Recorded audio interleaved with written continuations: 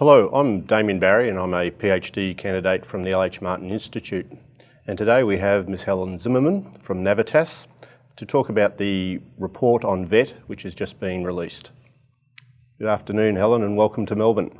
Thank you, Damian, and it's nice to have the sun shining. That is unusual for Melbourne this time of the year, but maybe you brought it down from Sydney with us. So I have a couple of questions about this report, and I'm interested to get your perspective from the private sector view of the report and what it might mean. Well, first of all, I was very grateful as a private provider to have the opportunity to be part of this, the analysis and the report. I think it's an important report. And one of the key factors for that is the inclusion of the private sector. Now, it was a small niche, but it was those that were part of the top 100 private providers in the sector. And I think for me, it showed very clearly what a diverse sector VET is. And so I think this is probably the start of better information, data and analysis about the breadth and depth of the sector.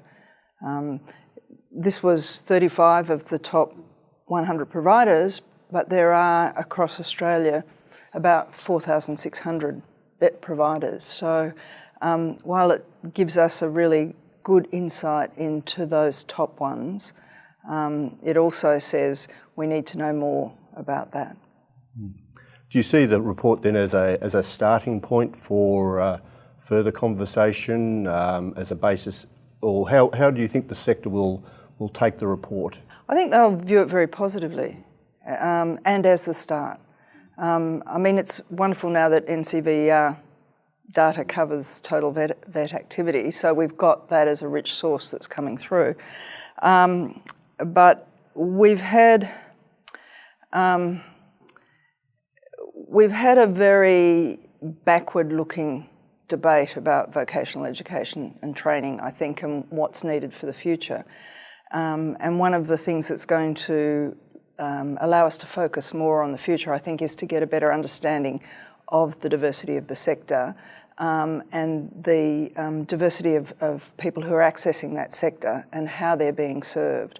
So I'm hoping that LH Martin can do this again and to a wider grouping.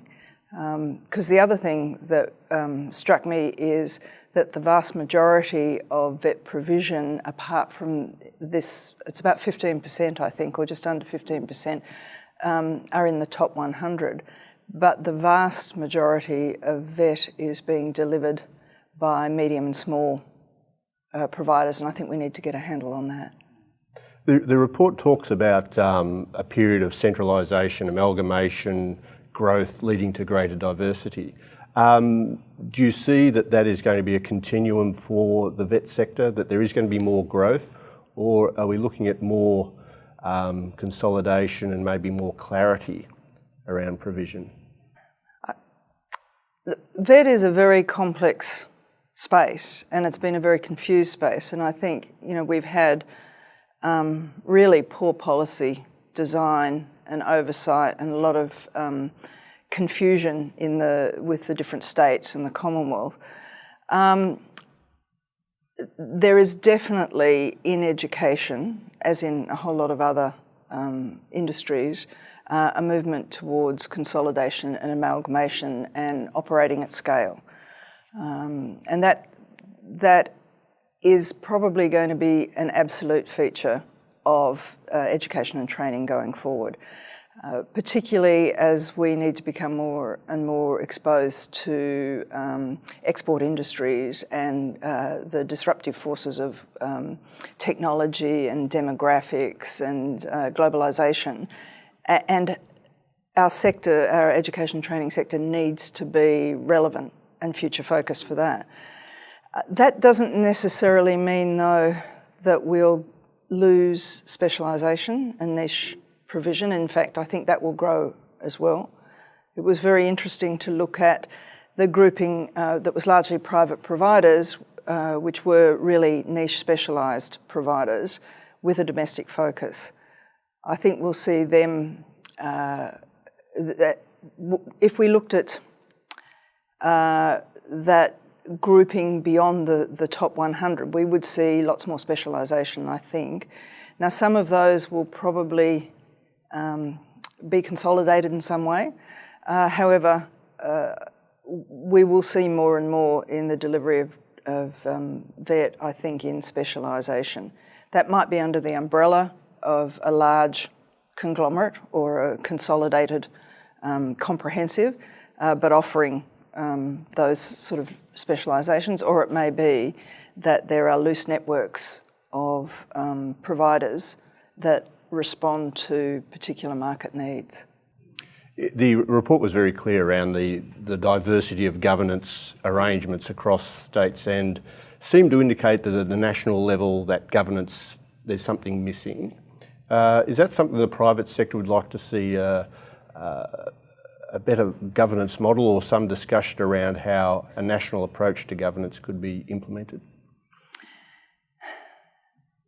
Is it governance or is it agreement on principles and what the purpose of vocational education and training is, and an alignment with national productivity, social inclusion, workforce participation policies. I think that's where we're lacking. We don't have really a national framework that works as a national framework. And so the report talked about that, in fact, we probably have, or we do have different state governance arrangements, different state levers that are pooled or not pooled, and then we don't have a real national system. I was going to say hopeful, but I don't think I'm hopeful. I'm really pleased about the inquiry into vet fee help that's happening at the moment, and that opportunity to talk about what we need as a national vocational system and what the roles are, and governments, whether they've been state or Commonwealth, really haven't actually, I believe, accepted their responsibility about that they need greater oversight of the market, if you like, and what's happening.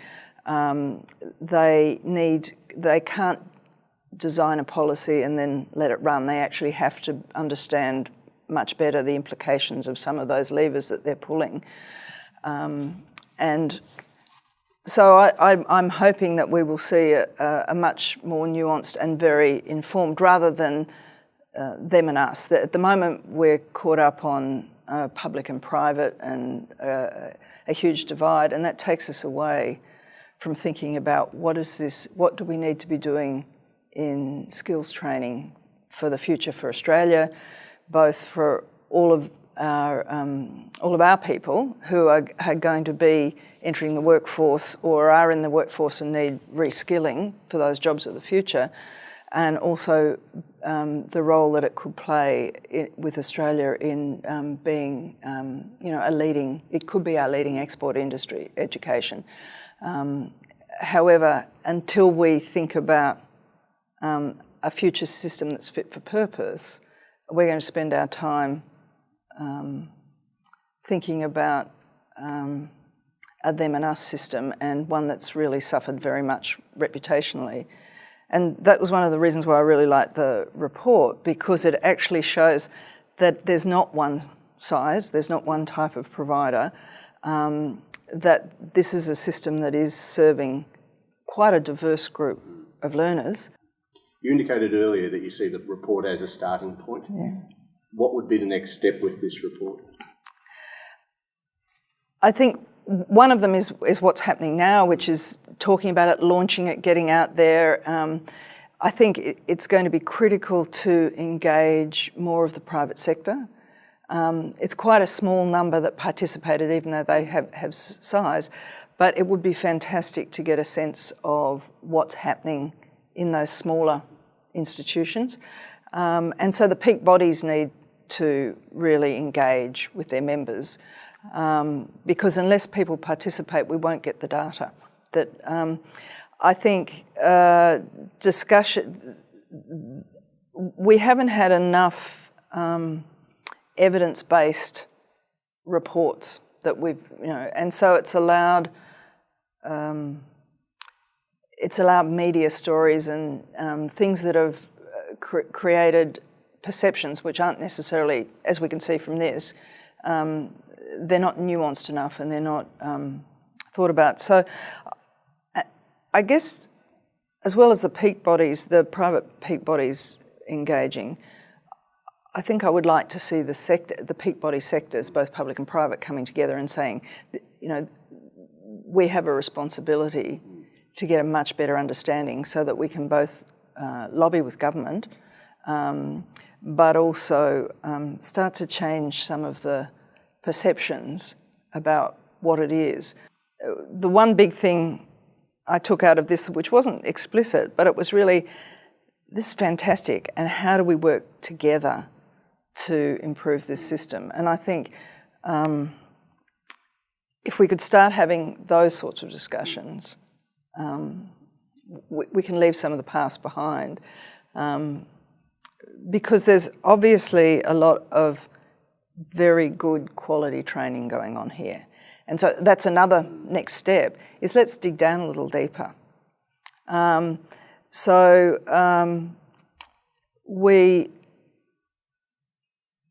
We should be able to match up those groups that are being served. Is there a gap there? How are we doing on outcomes? I mean, one of the things I was pleased about was to look at the outcomes of that group of specialist privates, and they're good. Yeah, they're very good.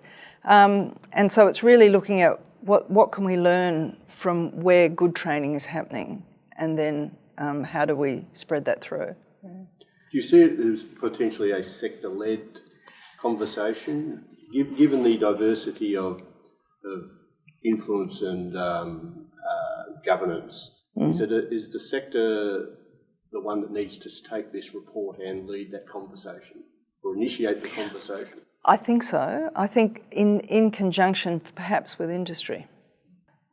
We move too slow, and the changes that are disrupting Australia and the rest of the world are not waiting. And there's lots of how people are engaging with education, how they're breaking things down into skills modules that are relevant now, non-accredited training that's maybe being credentialed by industry, or online training. All of those things are really moving at a very fast pace. And so if we wait for reviews, if we wait for redesigning training packages, all of those things, they're good things to do, but in the meantime, we've probably lost a year or 2 years. And so industry employers are really asking for skill sets now. They talk about that they want transferable skills, and it was referenced in the report, the T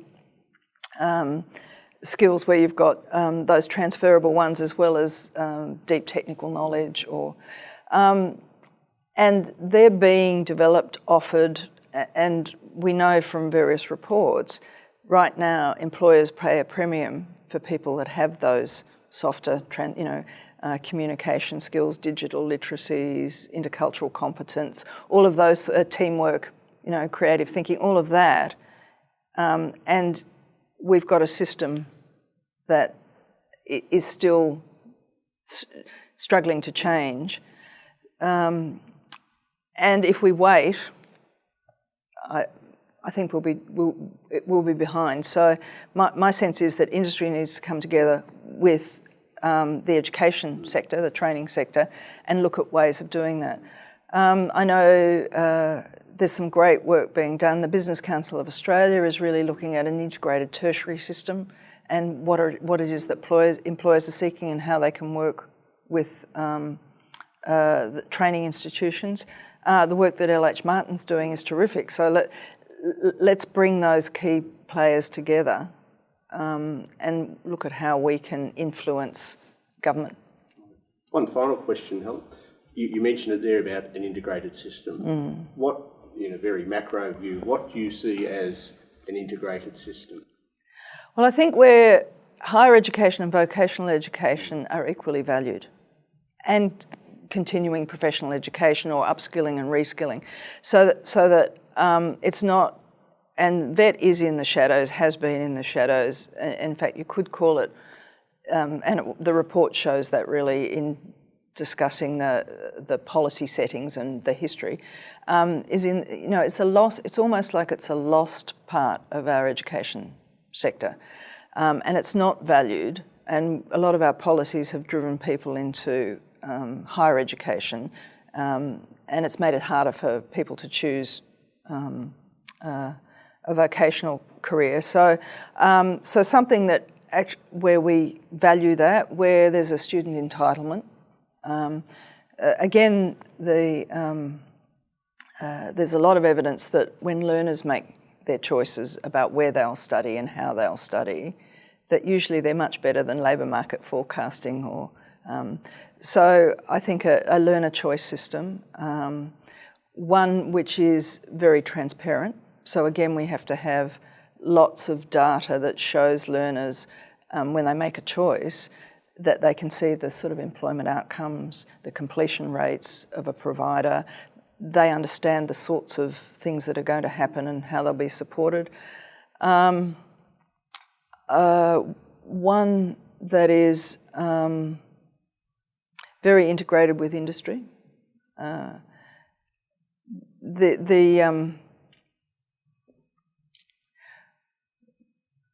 My preference is probably a national framework, but that's a personal preference. I was very excited years ago when we were doing mutual recognition across states, and that's a long time ago now, and we still struggle with, well, we're all agreed with the national partnership, but the way we do it is so different that it makes it very hard. And an inclusive system where I think probably we're not as inclusive. I have no thoughts about it being public or private. My view is that it has to be quality, and quality hasn't got anything to do with your ownership structure. So, on that note, we will conclude the interview. Thank you. Thank you.